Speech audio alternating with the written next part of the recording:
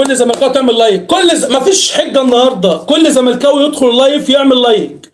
كل زملكاوي جميل محترم بيعشق التيشيرت ده اهو يدخل يعمل لايك. منذ لحظات بفوز نادي الزمالك العظيم، وسيف الدين الجزيري بيمزق ويفرتك شباك النادي الاهلي بهدفين.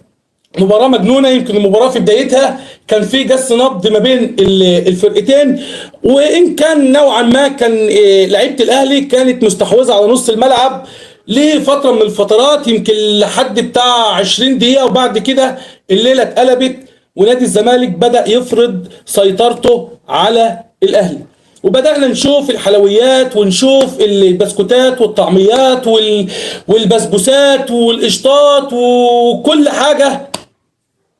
الحمد لله لعيبه الزمالك كانت بتأديها. طبعا كولر احنا مش هنتكلم عنه على تشكيله، كولر كان مخرف في التشكيل في بدايه المباراه، ويمكن كولر هو اللي سلم الاهلي تسليم اهالي النهارده، وده اللي هيخليني عند رايي اللي انا بقوله ان كولر على قده.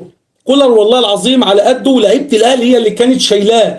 لعيبه الاهلي يعني دايما هي اللي بتشيل اي مدرب، او هي اللي بترفع اي مدرب بيكون متولي المسؤوليه داخل الاهلي، ولكن النهارده بان فكر كولر على قده. جوميز يمكن انا لومته وصرت عليه بصراحه، وكان في حاجات بتطلع كده غريبه وتشليط شمال ويمين. اول ما لقيته بينزل نيمار وبينزل سيف فاروق جعفر، ولكن الحمد لله الحمد لله الزمالك النهارده اداء وبالروح وبالاصرار، ووفوا بالوعد سواء جوميز او سواء لعيبه نادي الزمالك، وفرحه كبيره وفرحه عظيمه الحمد لله. يعني كانت بدايتها كده مباريات فيوتشر الحمد لله، وصعودنا في الكونفدراليه، وكمان فوزنا على الاتحاد كان فرحه كبيره وعيديه كبيره.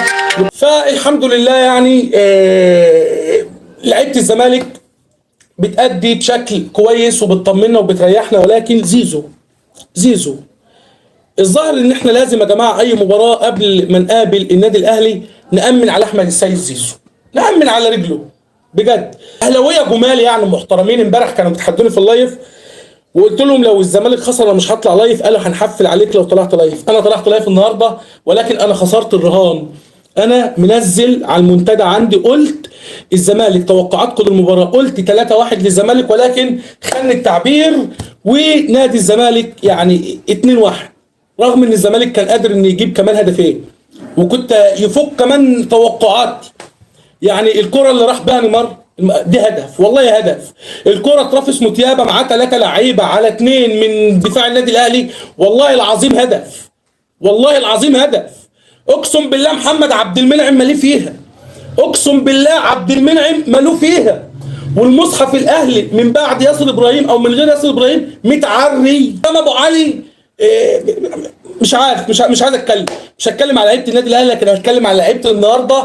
الحلويات اللي كانوا بيقدموها ترافس متيابه ضيع كوره كانت هدف، ولكن متيابه يعني حاجه حلوه والله العظيم. حته بسكوتايه كده متعصه شويه شوكولاته كده، مش عارف والله العظيم من الفرحه يا جماعه. ما انا عارف ناس هتخش تغلس علينا دلوقتي وتقول يا عم حقكم بقالكم كتير ما بتفرحوش. هقول لك ما هو مباراه نهائي الكاس انا كنت اقدر افوز عليك فيه، وكنت مرمطك فيه، وكنت افضل منك فيه، وكنت احسن منك فيه، واحنا عارفين هي اتباعت ازاي، وعارفين تركي الشيخ باع المباراه ازاي، وهدف امام عاشور التسلل مليار في المية تسلل، وعرفنا التوجيه ازاي. ولو كان عندنا حد بيخلص، او لو الجزيري فايق، يعني النهارده الجزيري اللي انا كنت بقول ده المهاجم رقم 3، لا الجزيري ما اعرفش، الجزيري جاي قدام نادي الاهلي وبيصحى بيرجع من جديد. قلت لكم يا جدعان لسه بدري، والله ما حدش يطالب برحيل اي لعيبه دلوقتي، لسه قدامك الموسم يا عالم. يا عالم في ناس ممكن تتألق ومن اللي احنا بنقول عليهم يمشوا او يخرجوا من الزمالك، لا يبقوا على حظوظهم داخل نادي الزمالك، وناس من اللي هي متألقة ممكن هي اللي تيجي بنهاية الموسم تقع وهي اللي تخرج من نادي الزمالك. عشان كده بنقول مش عاوزين نستعجل، مش عاوزين نستعجل، وعاوزين نضع ثقتنا كاملة في كل لعيبة نادي الزمالك.